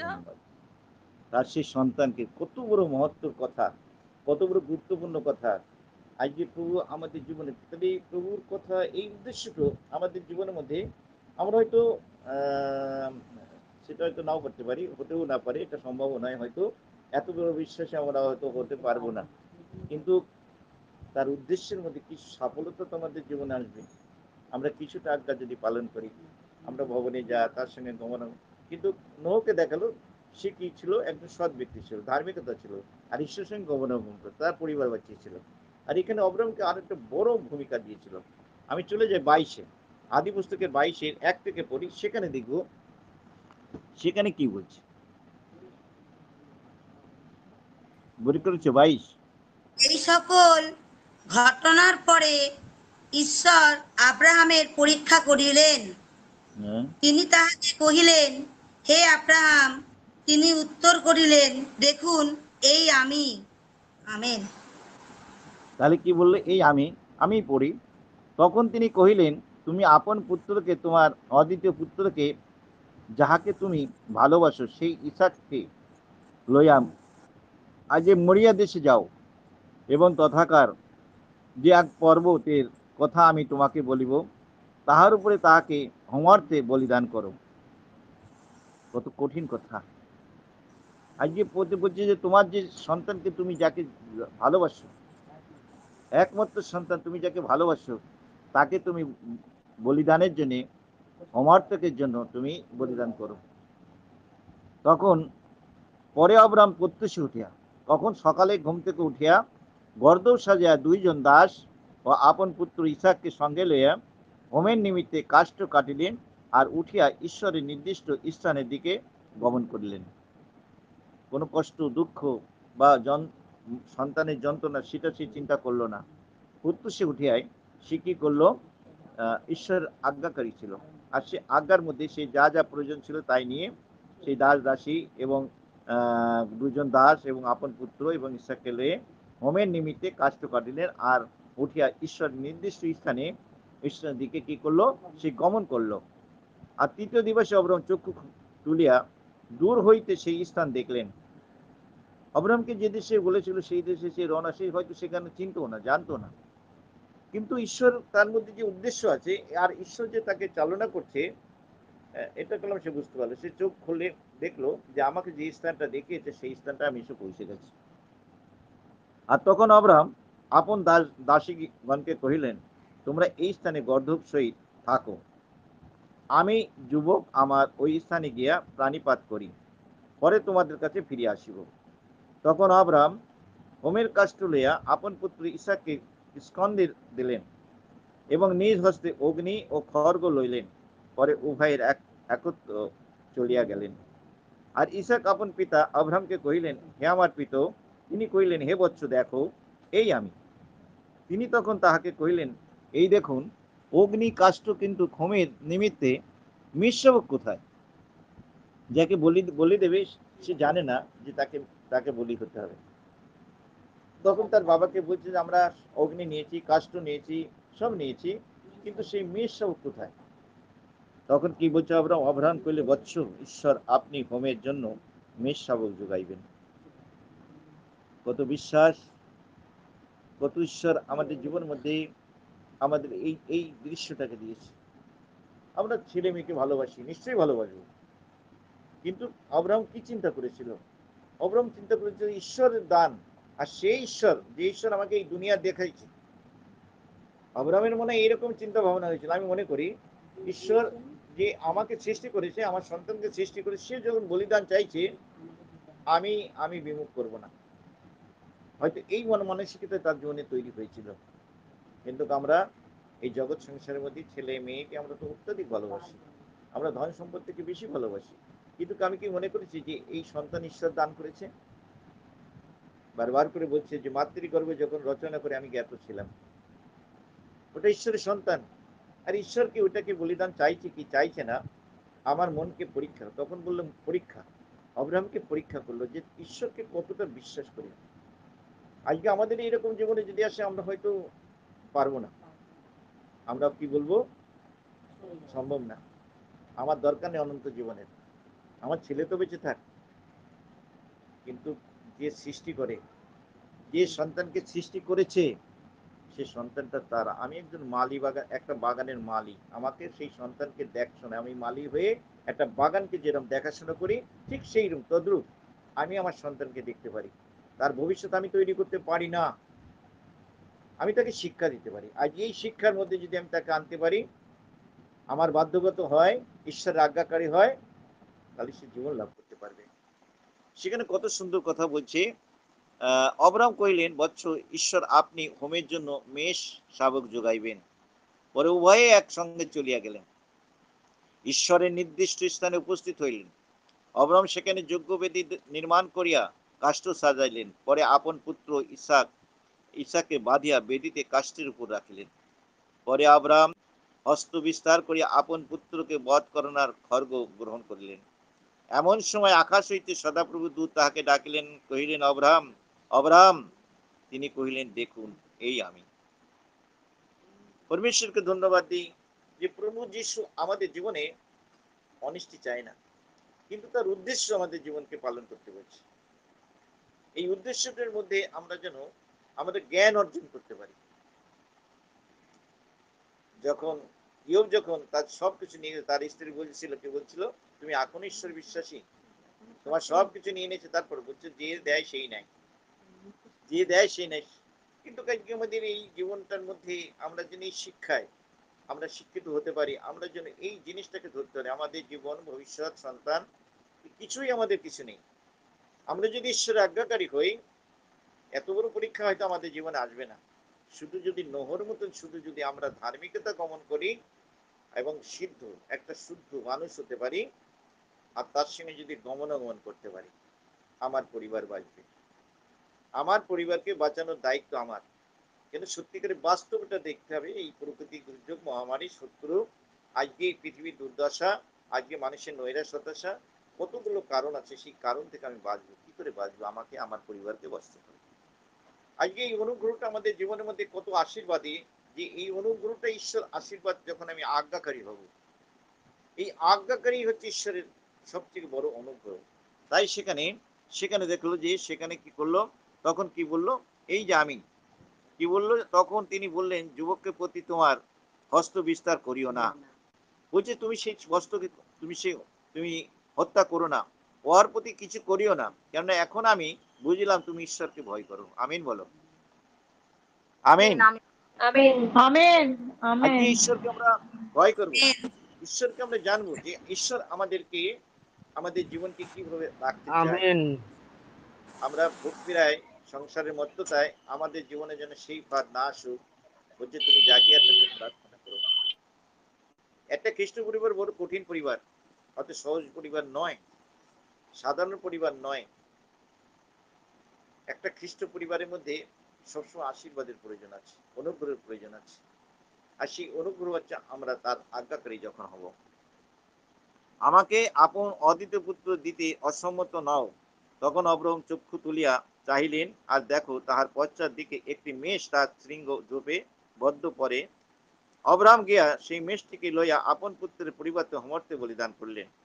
আর অব্রাহাম সেই স্থানে নাম জিহুবা জিরি সদাপ্রভুই যোগাইবেন। আজকে এই যে জিরি নামটা, জিরি জিহুবা সদাপ্রভুই যোগাইবেন, এই জিরি আর আব্রাহাম সেই স্থানে নাম জিহুবা ও জিরি দিয়েছিল, আর সেই জায়গায় সদাপ্রভু যোগাইবেন। আজকে আমরা চিন্তা করি, আমরা ভাবনা করি, আজকে অনেক চিন্তা করি আমার প্রয়োজনীয়তা আছে, আমাদের প্রয়োজনীয়তা আছে, কিন্তু আমি যদি ঈশ্বরের আজ্ঞাকারী হই, বলছি সেই জিহুবা জিরি সেখানেই যোগাইবেন। কেন? ঈশ্বর সৃষ্টি করেছে, আহার নিদ্রা অন্ন জল বস্ত্র বাসস্থান দিয়ে সৃষ্টি করেছে। আজকে পরমেশ্বর আমাদের জীবনের মধ্যে সেই কার্যকারী করবেন। আজকে প্রভুকে আমরা ধন্যবাদ দিই যে প্রভু আমাদের জীবনের মধ্যে সেই কার্যকারী করতে চায়। সর্বদাই তিনি আমাদের জীবনের মধ্যে সেই কার্যকারী করতে ইচ্ছুক। আমাদের জীবনটাকে প্রার্থনা জীবনে রাখতে হবে, এবং আমরা যেন সেই ঈশ্বরের উদ্দেশ্যের মধ্যে আমরা চলতে পারি, আর ঈশ্বর আমাদের সঙ্গে আমাদের তার সহযোগিতায় চলতে পারি। যখন আমরা তার সঙ্গে চলবো, ঈশ্বরের বাধ্যগত হব, তখন ঈশ্বর আমাদের জীবন মধ্যে প্রত্যেকটা ক্ষেত্রের মধ্যে ঈশ্বর আমাদেরকে, তখন সেই 22-18টা আমরা কি পড়লাম, 22-18তে কি বলছে? 18, আর তোমার বংশে পৃথিবীর সকল জাতি আশীর্বাদ প্রাপ্ত হইবে, কারণ তুমি আমার বাক্য অবদান করিয়াছ। অব্রাহাম যখন সেই বাক্য অবদান করেছিল, তখন আশীর্বাদ পেয়েছিল পৃথিবীর সকল জাতি, তোমার বংশ। আজকে আমার বংশের জন্য তার আজ্ঞাকারী হতে হবে। এই বংশ আমাদের জীবনের মধ্যে অনেক বড় আশীর্বাদ করতে চাই। আমি এই আদি পুস্তক 26 অধ্যায় বের করি। 26 অধ্যায় আমি 6, 4, 5 এবং 12টা পড়ি। আদি পুস্তক 26 অধ্যায় 4, 5। আমি আকাশের 4টা পড়ো। তারাগণের ন্যায় তোমার বংশ বৃদ্ধি করিব। আমি আকাশের তারাগণের ন্যায় তোমার বংশ বৃদ্ধি করিব। তোমার বংশকে এই সকল জিনিস দিব। তোমার বংশে পৃথিবীর যাবতীয় জাতি আশীর্বাদ প্রাপ্ত হইবে, কারণ আব্রাহাম আমার বাক্য মানিয়া আমার আদেশ, আমার আজ্ঞা, আমার বিধি, আমার ব্যবস্থা সকল পালন করিয়াছে। আমিন। আজকে আমার পরিবারের জন্য আশীর্বাদ, ঈশ্বরের আশীর্বাদ আমাদের জীবনে কত প্রয়োজন। আমার সন্তানদের জন্য আমি চিন্তা করি তার ভবিষ্যৎ জন্য, কিন্তু ভবিষ্যৎ ঈশ্বর তৈরি করে। যা কিছু দেয় ঈশ্বর থেকে আসে, যা কিছু করো তোমার সেই উদ্দেশ্য, ঈশ্বরের উদ্দেশ্যে তুমি করো। আজ আমাদের জীবনটার জন্য সবকিছু আমরা ঈশ্বরের উদ্দেশ্যে আমরা যেন করি। সেই আব্রাহামের সন্তান ব্যবসা করেছে, চর্মর ব্যবসা করেছিল, আর সেই ব্যবসা করে কত উন্নতি করেছিল, কেননা তার বংশকে আশীর্বাদ করেছিল। তোমার সন্তানের যা কিছু করবে তার মধ্যেই তোমার সেই আশীর্বাদ, লেখাপড়া জীবন আশীর্বাদ পাবে, ব্যবসা করবে আশীর্বাদ করবে, চাকরি করবে চাকরির মধ্যে প্রমোশন হবে, ঈশ্বর তার মধ্যে দিয়ে আশীর্বাদ করবে। আমি 12টা পড়ি। আর ইসাক সেই দেশে চাষকর্ম করিয়া সেই বছর শতগুণ শস্য পাইল, এবং সদাপুর তাহাকে আশীর্বাদ করিলেন, আর তিনি বৌদ্ধস্য হলেন, উত্তর উত্তর বৃদ্ধি পাইয়া অতি বড় লোক হইলেন। আর তাহার মেষধন, গধন এবং অনেক দাস দাসী হইল, আর পলেষ্টরা তারা প্রতি ঈর্ষা করিতে লাগলো। জগৎ তোমার মধ্যে ঈর্ষা করতেই পারে, করতে পারে, কিন্তু ঈশ্বরের আশীর্বাদ কেউ নষ্ট করতে পারে না। জাতি ধর্ম আমার বিরুদ্ধে কথা বলতে পারে, কিন্তু ঈশ্বরের আশীর্বাদ আমার জীবনকে ধনবান করে। আজকে আমরা আমাদের পরিবারের জন্য আমাদের ঈশ্বর আজ্ঞাকারী হতে হবে। ঈশ্বর যেটা আমাদেরকে, হয়তো এটা অনেক বড় বড় মাপের আজ্ঞাকারী, কিন্তু এর থেকে আমরা বুঝতে পারবো যে আমরা এটা ক্ষুদ্রতম ভাবে কিছু চিন্তা করি। আমাদের সন্তানদের কিভাবে তার কাছে নিয়ে আসবো, তাকে সবসময় জন্য এক জায়গায় লিখছে, তোমার সন্তানকে শুতে বসতে চলতে রাস্তায় তাকে শিক্ষা দাও, যেন সে ঈশ্বরের পথে আসতে পারে। কেন? এখানে জীবন আছে, এখানে জীবন। যেন আজকে প্রাকৃতিক দুর্যোগ আসতেই পারে, মহামারী আসতেই পারে, তাকে বাঁচাবে কি? আমি যদি প্রভুর তলায় তাকে না আনতে পারি, তাকে যদি না বুঝাতে পারি, তাহলে আজকে তাকে বাঁচাবেটা কে? আরে যখন প্রাণ বাঁচবে তখন তো তুমি সবকিছু, যদি প্রাণী যদি না থাকে তাহলে কি করবে, তাই না? মার্কের 8 অধ্যায় আমি 36 বাক্যটা একটু পড়বো। সেখানে পরমেশ্বর বলছে, তুমি পৃথিবী আছে তোমার কাছে, জগৎটাকেই তোমার কাছে আছে, কিন্তু যদি তোমার প্রাণ ক্ষয়ে যায় তাহলে তোমার লাভটা কি আছে? আজকে যদি আমার প্রাণটাই যদি না থাকে, তাহলে আমার লাভটা কি আছে?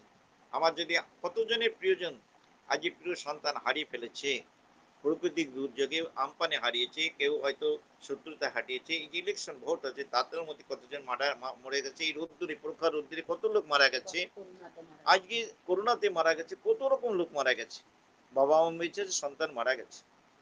তাহলে আজকে জানতে হবে আমাদের কি প্রয়োজন আছে। আজকে সব থেকে বেশি প্রয়োজন যে সন্তানদেরকে যেন আমাদের তাকে চরমতলে আনতে পারি।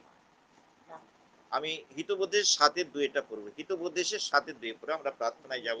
দেখি কি বলছি, হিতোপদেশ বের করো, হিতোপদেশ 7:2 পড়ো।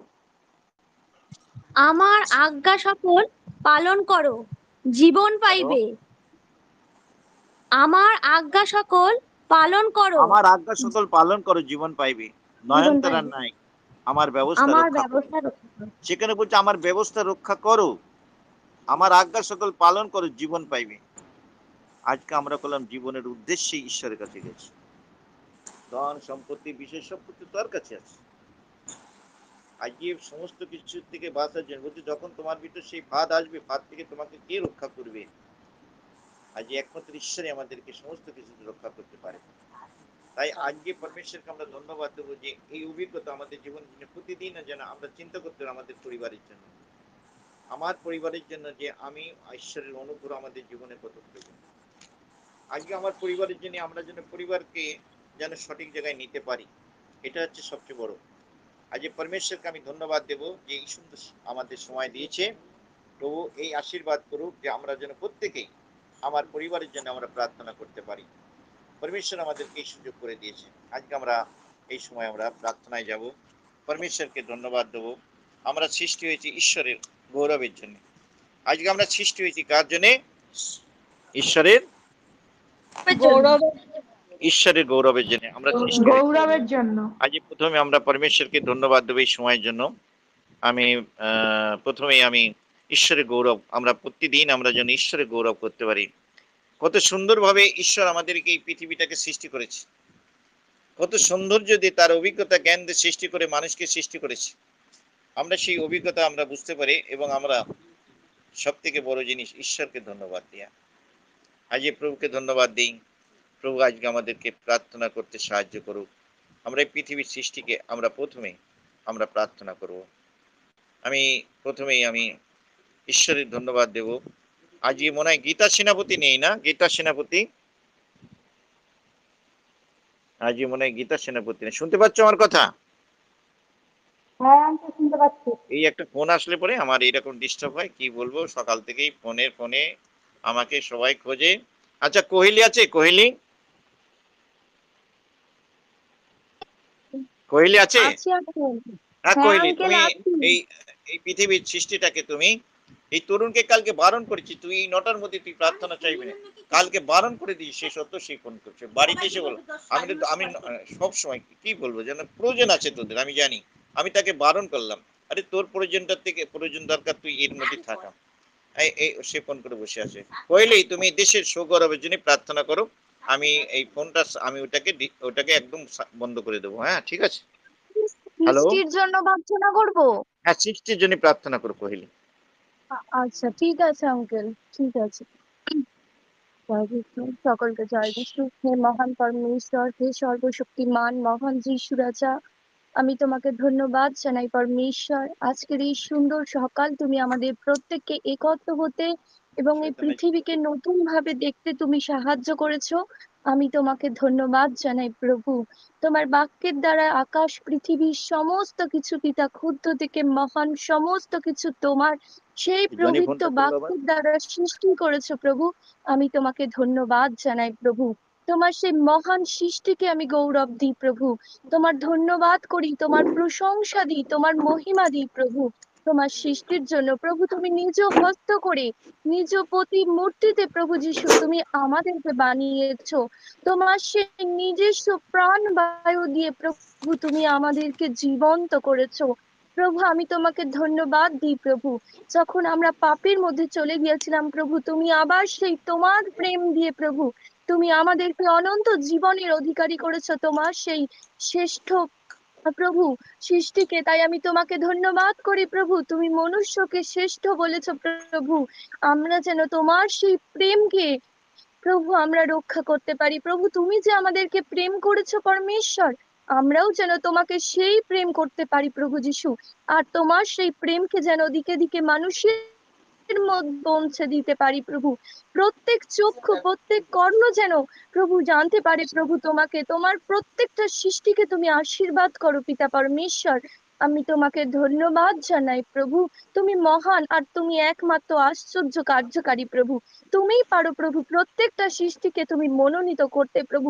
প্রত্যেকে তোমারই সৃষ্টি প্রভু, শয়তানদের তাদের চক্ষুকে অন্ধ করে রেখেছে প্রভু। তুমি তাদের চক্ষু খুলে দাও পরমেশ্বর, প্রত্যেকে যেন জানতে পারি প্রভু। এই প্রার্থনার মাধ্যমে যেন আমরা তোমার উদ্দেশ্যকে জানতে পারি। তুমি কেন আমাদের সৃষ্টি করেছিলে প্রভু, কেন আমাদেরকে তুমি জীবন্ত করেছো, কেন আমরা অনন্ত জীবনের অধিকারী হয়েছি প্রভু। প্রত্যেকটা উদ্দেশ্যকে তুমি প্রতিনিয়ত প্রভু তোমার সেই প্রার্থনার মধ্যে দিয়ে আমাদের জানতে সাহায্য করো। আর তোমার প্রত্যেকটা প্রভু মনুষ্য রূপে তুমি যত মানুষকে নির্মাণ করেছো প্রভু যিশু, তুমি প্রত্যেককে প্রভু প্রত্যেকের জীবনে তুমি আশ্চর্য কার্য করো প্রভু। প্রত্যেকের জীবনে প্রার্থনাময় জীবন দাও প্রভু। যে জীবন তুমি আমাদেরকে দিয়েছো প্রভু, তুমি প্রত্যেককে আশীর্বাদ করো পিতা পরমেশ্বর। তোমার ক্ষুদ্র থেকে মহান সমস্ত সৃষ্টিকে প্রভু তোমার হাতে রাখি। আজকের এই দিনের শুরু থেকে পরমেশ্বর পুরো দিনের ভার আমি তোমার হাতে রাখলাম পিতা। এখানে উপস্থিত যারা রয়েছে প্রভু প্রত্যেকের পরিবারকে আশীর্বাদ করো, প্রত্যেকের পরিবারকে তুমি মনোনীত করো প্রভু। যারা এখনো মন পরিবর্তন করেনি প্রভু, তুমি তাদের অন্তর্গৃহে কথা বলো পরমেশ্বর। প্রত্যেককে তোমার হাতে রাখলাম প্রভু।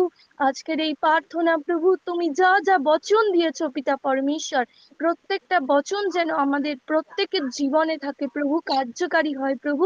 তুমি আশীর্বাদ করো তোমার সৃষ্টিকে তোমার হাতে রেখে প্রভু। তুমিই পারো তোমার সৃষ্টিকে রক্ষা করতে প্রভু। আর তুমি সৃষ্টি করেছো প্রভু, সমস্ত কিছু তোমার হাতে রাখলাম রেখে আজকের এই ক্ষুদ্র বিনতি প্রার্থনা যীশু খ্রিস্টের পবিত্র আত্মার নামে চাইলাম। তুমি শুনলে আর স্বর্গ রাজ্য থেকে তা কার্য করলে। Amen amen amen. আমেন। প্রভুকে ধন্যবাদ দিই। প্রভু আজকে তাকে সৃষ্টির জন্য প্রার্থনা করতে সাহায্য করলো। প্রভু তার মধ্যে আরো জ্ঞান বুদ্ধি দিক, প্রত্যেকের জীবনের মধ্যে ঈশ্বর জ্ঞান দিয়েছে যেন আমরা সেই সুগৌরবে তার যে আমরা আমাদের জ্ঞান বুদ্ধির মধ্যে দিয়ে তাকে ধন্যবাদ দিলাম। এটা প্রভু যিশু আমাদের জীবনের মধ্যে অনেক খুশি থাকবে। আমরা আমাদের পরিবারের জন্য আমরা এবার প্রার্থনা করব। আমার পরিবার, স্বামী স্ত্রী সন্তান নিয়ে আমরা করি, আমরা যেন প্রভুর চরণতলে আমরা একত্রিত হতে পারি। হয়তো আমরা কেউ গেছি, কেউ স্ত্রী গেছে, স্বামী যায়নি, স্বামী গেছে তো স্ত্রী যায়নি, হয়তো সন্তান গেছে, মা যেতে পারেনি। আজকে আমরা প্রভুর কাছে প্রার্থনা করব, যারাই গেছি তারাই আমরা প্রার্থনা করছি যেন তার পরিবার আমরা প্রত্যেকেই যেন প্রভুর কাছে যেতে পারি এবং প্রভুর উদ্দেশ্য অভিজ্ঞতা যেন জানতে পারি। আজকে এর জন্য প্রার্থনা করতে। মিঠু আছে তো? মিঠু, মিঠু, হ্যাঁ আছি আঙ্কেল। মিঠু তুমি প্রার্থনা করো আমাদের পরিবারের জন্য প্রভু, যেন আমরা প্রত্যেকে স্বামী স্ত্রী সন্তান নিয়ে আমরা প্রত্যেকেই যেন তোমার চরণ তলে যেতে পারি, এটা প্রার্থনা করো। Hallelujah hallelujah, praise the Lord. প্রভু যিশু বাবা তোমায় ধন্যবাদ করি পিতা, ধন্যবাদ করি পিতা, এই সুন্দর সময় তুমি দিয়েছো পিতা আমাদের প্রত্যেককে পিতা, তোমার চরণ তলে বসতে তুমি সাহায্য করেছো পিতা, তার জন্য তোমাকে অসংখ্য অসংখ্য ধন্যবাদ। ধন্যবাদ করি পিতা, আমাদের প্রত্যেককে গৃহ পরিবারকে তোমার হস্তে রাখলাম পিতা। প্রত্যেককে তুমি অনুগ্রহ করো পিতা, তোমার অনুগ্রহই আমাদের পক্ষে যথেষ্ট পিতা। আমরা যারা তোমার চরণ তলে আসতে পেরেছি পিতা, তার জন্য তোমাকে অসংখ্য অসংখ্য ধন্যবাদ করি পিতা। কিন্তু যারা এখনো পর্যন্ত তোমাকে জানতে পারেনি পিতা, আমাদের স্বামী সন্তানদেরকে তুমি আশীষ করো পিতা, সেই গৃহ পরিবারকে আশীষ করো প্রভু, তারাও যেন তোমাকে জানতে পারে পিতা, যে তুমি একমাত্র ঈশ্বর পিতা, তোমার কাছেই মুক্তি পিতা। সেই দয়া তুমি তাদের প্রতি করো পিতা। তুমি বলেছো পিতা, মানুষের মৃত্যুতে আমার সন্তোষ নাই, কিন্তু তারা যদি মন পরিবর্তন করে বাঁচে প্রভু, তাতেই আমার বাঁচিয়ে রাখতে চাও পিতা। গৃহ পরিবার তুমি আশীষ করো পিতা, তারা যেন তোমায় আশীষ জানতে পারে, তোমার চরণ তলে যেন উপস্থিত হতে পারে পিতা, আর উদ্ধারকর্তা হিসেবে তোমাকে যেন স্বীকার করতে পারে। ধন্যবাদ করি পিতা, তোমার এই দাসকে তোমার হস্তে রাখলাম পিতা, তোমার দাসকে তুমি আরো শক্তি সামর্থ্য দিয়ে আরো বৃদ্ধি করো। আর সে দিন প্রতিদিন যে আমাদের আত্মিক খাদ্য দিচ্ছে পিতা, সেই আত্মিক খাদ্য খেয়ে আমরা আরো আরো পরিচিত হতে পারি। ধন্যবাদ করি পিতা, এখানে যত ভাই বোন পিতা এসেছি তোমার চরণ প্রত্যেককে তুমি আশীষ করো, তার গৃহ পরিবারকে আশীষ করো। তারা এখনো তোমাকে জানতে পারেনি পিতা, তাদের প্রতি তুমি অনুগ্রহ করো, যেন তোমাকে আগামী দিন যেন তোমাকে গ্রহণ করতে পারে, তোমার সন্তান হতে পারে পিতা। তারা সৃষ্টির জন্য তোমাকে ধন্যবাদ করি পিতা, ধন্যবাদ করি পিতা। এই সুন্দর সময় তুমি আমাদেরকে দিয়েছিলে পিতা, আমরা একত্রিত হয়েছি, তোমার তোমার স্তুতি আরাধনা তোমার প্রশংসা করেছি পিতা। এখন থেকে সারাদিনের ভার তোমার হস্তে দিলাম পিতা, আমাদের প্রত্যেককে, প্রত্যেক গৃহ পরিবারকে প্রত্যেককে তুমি আশীষ করো পিতা। ধন্যবাদ করি, ধন্যবাদ দিই। বিনতি ছোট্ট প্রার্থনা একমাত্র আমাদের ত্রাণকর্তা প্রভু যীশু খ্রিস্টের নামে চাই, শুনো ও স্বর্গরাজ্যে গ্রহণ করো। Amen, amen, amen. আমেন। আমরা পরমেশ্বরকে ধন্যবাদ দিই যে কালকে আজকে ভারতবর্ষের মধ্যে ইলেকশন হয়েছে, আর কালকে সেই ইলেকশনের পরীক্ষার ফল যেন ঈশ্বর যাকে মনোনীত করেছে সেই প্রধানমন্ত্রী হবে। দেশের নেতারা এবং তারা যেন সুন্দরভাবে সেই দেশকে চালনা করতে পারে, এবং আমরা প্রত্যেকে প্রার্থনা করব যে প্রভু কালকে কোনো হানাহানি না হোক, কোনো দুষ্টতা না হোক, কারোর মায়ের কোল খালি না হোক, কারণ আমরা প্রত্যেকেই সন্তান। তার জন্য আমি প্রার্থনা করতে দেবো। লোনা আছে? লোনা, আছি লোনা আছো? আঙ্কেল। তুমি এইটার হ্যাঁ জন্য হ্যাঁ প্রার্থনা, কালকে রেজাল্ট বেরোবে যেন সুন্দরভাবে সেই রেজাল্ট হোক। যাকে তুমি মনোনীত করেছো সেই তোমার প্রধানমন্ত্রী হবে, ঈশ্বর মনোনীত করে ফেলেছে। কেন পরীক্ষা তাদের হয়ে গেছে, রেজাল্টটা কালকে আছে, তাই ঈশ্বর মনোনীত করেছে। আর যেন সেই ভালোভাবে সুন্দরভাবে সেই রেজাল্ট হোক, এবং কারোর যেন শত্রুতা না হোক, কাউকে মারপিট হিংসাত্ম না হোক, সেই যেন সুন্দরভাবে দেশটাকে চালাতে পারে। হ্যাঁ, প্রার্থনা করো। ধন্যবাদ পিতা, তোমাকে লাখো লাখো কোটি কোটি ধন্যবাদ পিতা। তোমার মহিমা, তোমার গৌরব প্রশংসা হোক পিতা। পিতা, সারা সৃষ্টির মালিক তুমি পিতা। পিতা, কালকে যে পিতা তোমাকে ধন্যবাদ জানাই পিতা, কালকে যে রেজাল্ট বেরোবে পিতা, তোমার ইচ্ছে পিতা, তুমি তাদেরকে শান্তি রেখো পিতা। সেই শান্তিকে তোমার হাতে রাখলাম পিতা। তুমি যে নেতা মন্ত্রী সেপাই পুলিশ সবাইকে তুমি শান্তিতে রাখবে, তোমার যা মনোনীত পিতা তাই রাখবে পিতা। যারা আমাদের দেশকে, আমাদের পরিবারকে সুস্থ রাখবে, ভালো রাখবে পিতা, তাদেরকে তুমি মনোনীত করবে পিতা। তোমার চরণ তলে বসেছি পিতা, আজকে আমাদের প্রত্যেক জনের প্রার্থনা তুমি শুনছো, গ্রহণ করছো পিতা। তুমি তাদেরকে দয়া করবে পিতা, প্রত্যেক জনকে দয়া করবে, নেতা মন্ত্রীকে তুমি আশীর্বাদ করবে পিতা। তুমি জানো আমাদের কি প্রয়োজন পিতা, সেই নেতা মন্ত্রীকে আমাদেরকে রাখবে পিতা। তারা যেন আমাদের দেশের জন্য ভালো কাজ করতে পারে পিতা, সেই আশীর্বাদ করবে পিতা। তুমি জগতের জ্যোতি পিতা, সেই তোমার জ্যোতি দিয়ে আমাদেরকে তুমি দেখাও পিতা, তাদেরকেও দেখাও পিতা। তারা যেন তোমার জ্যোতিতে আলোকিত হয় পিতা। তাদের মনে হিংসা, লোভ, লালসা থেকে তুমি আমাদেরকে মুক্ত করবে পিতা। তাদেরকে সুন্দরভাবে এই পৃথিবী তোমার সৃষ্টি পিতা, এই পৃথিবীতে তুমি সুন্দরভাবে পরিচালনা করো পিতা।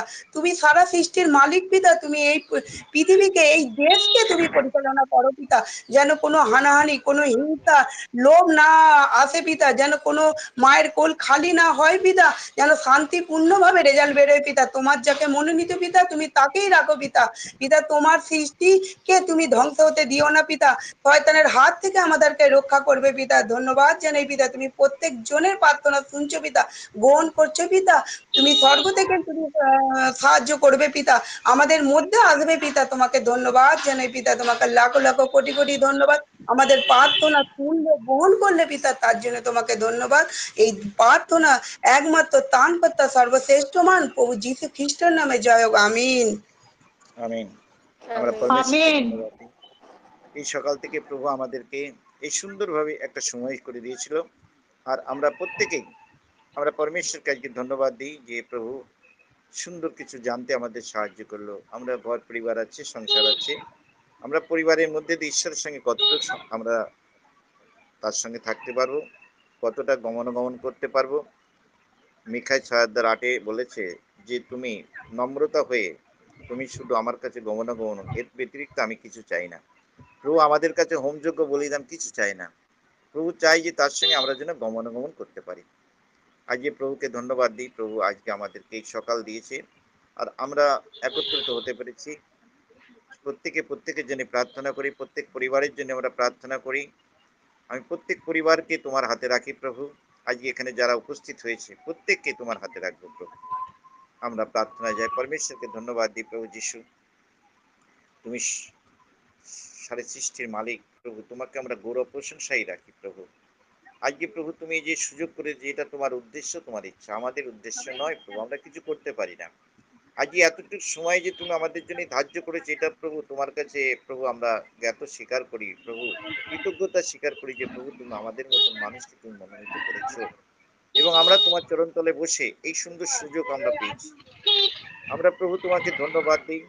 আজকে যে বিষয়ে জানলাম প্রভু, হয়তো অব্রামের মতন অত বড় আমরা আজ্ঞাকারী নয় প্রভু, তবুও আমরা চিন্তা করি প্রভু যে তুমি আমাদের কাছে এমন আজ্ঞা দাও যেন আমরা সেটা আমাদের ভিতর করতে পারি প্রভু, এবং আমরা যেন তোমার সঙ্গে থাকতে পারি প্রভু, এবং ধার্মিকতা হিসেবে যেন আমরা প্রভু গুণমান হতে পারি প্রভু, আর তোমার সঙ্গে গমনাগমন করতে পারি। আজকে আমরা প্রত্যেকের পরিবারের জন্য আমরা প্রার্থনা করি প্রভু। আজকে প্রত্যেকেই যেন প্রভু আমরা স্বামী স্ত্রী সন্তান আমাদের যে পরিবার, সেই পরিবারকে নিয়ে আমরা একত্রিত হতে পারি আর তোমার গৌরব প্রশংসা করতে পারি প্রভু। যেটা আজকে প্রভু সব থেকে বেশি প্রয়োজন, যে প্রভু আজকে তুমি শেষ দিন পর্যন্ত আমাদেরকে সুরক্ষা রক্ষা দেবে, সেটা তুমি প্রতিজ্ঞা করেছো। এটা আমাদের জীবনের জন্য সবথেকে বড় পাওনা, যেটা তুমি আমাদের জন্য করেছো প্রভু।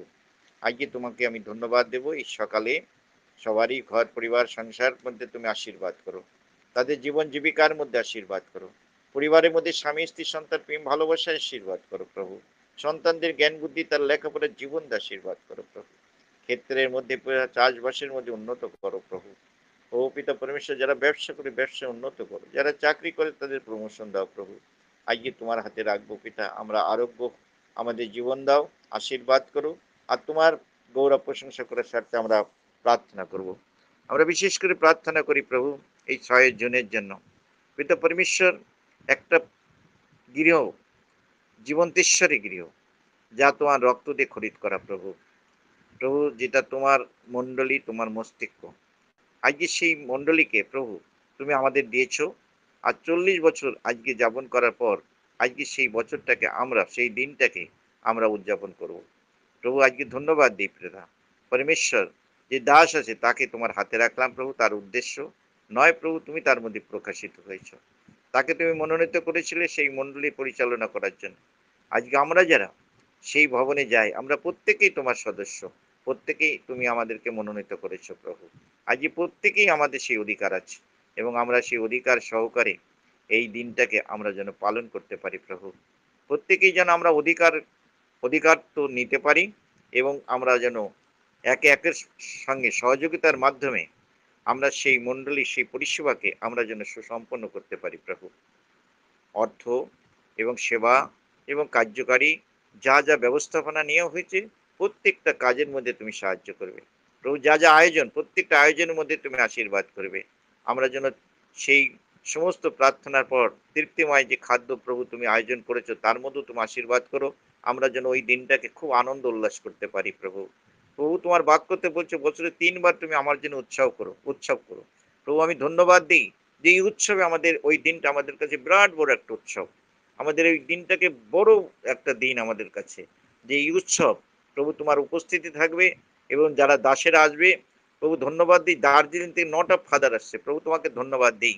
আরো বিশেষ করে প্রার্থনা করি প্রভু যারা দাসরা আসবে তাদের জন্য, এবং তাদের জন্য যে আয়োজন আমরা করেছি প্রভু, তাদেরকে যেন তারা 39-এই আমাদেরকে বলেছিল আপনারা 39-এ এটা করছেন, 40-এ আপনারা কি করবেন।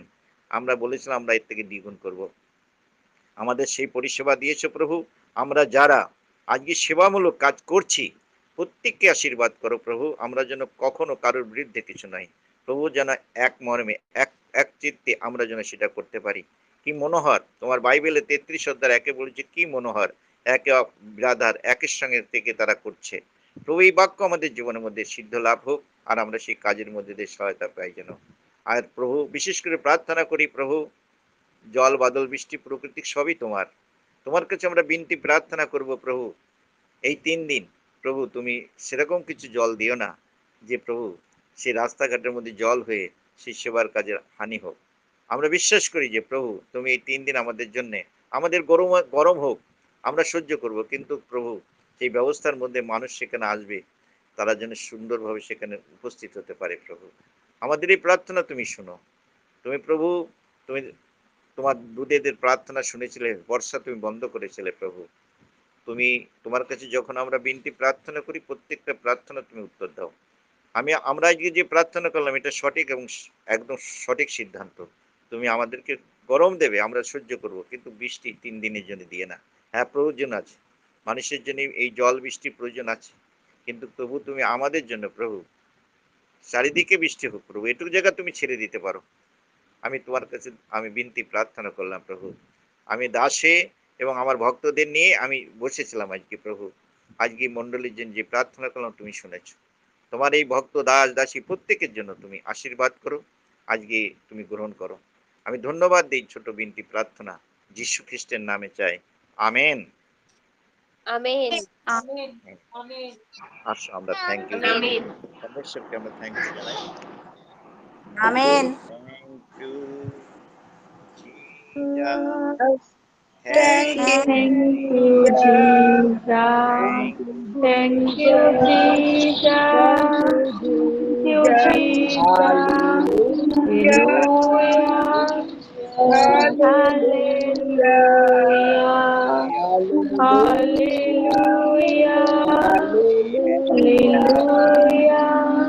Amen, Jesus. Amen, Jesus. Amen, ধন্যবাদ ধন্যবাদ পিতা, তোমার অনুগ্রহ তোমার সে অনুগ্রহ আশীর্বাদ, শান্তি আনন্দের আশীর্বাদ আজকে প্রত্যেকটা ভাই বোনের মাথার উপরে দিলে। তুমি প্রত্যেককে আশীর্বাদ দিলে, তার পরিবারের মধ্যে আশীর্বাদ দিলে, দাস দাসীর মধ্যে আশীর্বাদ দিলে, ভবনের মধ্যে আশীর্বাদ দিলে, সেই বিলুর মন্ডলের মধ্যে সেই অনুষ্ঠানের মধ্যে তুমি হাত তুললে প্রভু। তোমার এই অনুগ্রহ আশীর্বাদ প্রতিদিনের জন্য আজকে প্রত্যেক দিন প্রত্যেক সময় প্রভু তুমি আমাদের মাথার করে রেখেছো।